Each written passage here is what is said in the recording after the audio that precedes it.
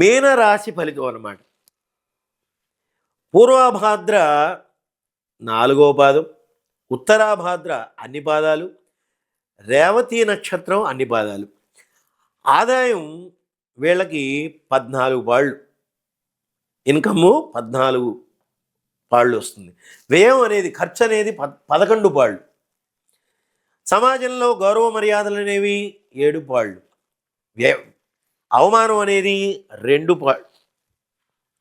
June నెల ప్రారంభం నుండి గురుని యొక్క పంచమ స్థానం సంచారం చాలా ఆశావహంగా ఉంటుందండి. ఫైనాన్షియల్ పరంగా బాగా డెవలప్మెంటు, కుటుంబ వృద్ధి అనేది బాగా కలుగుతుంది, సత్సంతానం కలుగుతుంది. ఇప్పుడు శాస్త్రులు గారు కానివ్వండి, పంతులు గారు కానివ్వండి, గుళ్ళో పూజారి కానివ్వండి, సత్సంతాన సౌభాగ్య సకల ఫలావాప్తిరస్సు అని ఆశీర్వదిస్తారు కదా. సత్సంతానం అనేది కలుగుతుందిట ఈ రాశి వాళ్లకు, అంటే మంచి సంతానం అన్నమాట. రాహువు వ్యయస్థానంలో ఉండడం మూలంగా అనవసర ఖర్చుల్ని చేస్తారట వీళ్ళు, దుబారా చేస్తారు డబ్బుని.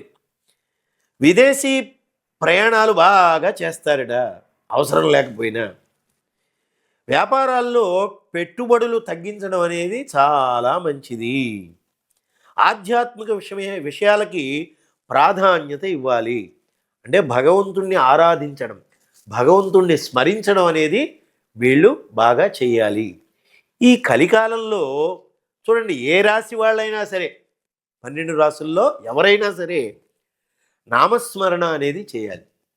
నామస్మరణాదన్యోపాయం నహి పశ్యామి భవతరణే అని నారద భక్తి సూత్రాలు చెప్తూ ఉన్నాయి. భగవంతుణ్ణి మనం స్మరించడం మూలంగా మనకి అన్ని విధాలా కలిసి వస్తుందిట. చూడండి, స్మరణ వలన మనకి విజయం లభిస్తుంది, అలాగే ఐశ్వర్యం లభిస్తుంది, అంతేకాకుండా ఆరోగ్యం బాగుంటుందిట. అందువలన కలౌ స్మరణాన్ముక్తి, కలియుగంలో స్మరణ వలన మోక్షం అనేది లభిస్తుంది అనేది మనకి శాస్త్రాలు చెప్తూ ఉన్నాయి. ఈ రాశి వాళ్ళు చక్కగా ఆధ్యాత్మిక విషయాలకి ప్రాధాన్యత ఇస్తారట. ఏ రాశి వాళ్ళండి? మీనరాశి వాళ్ళు.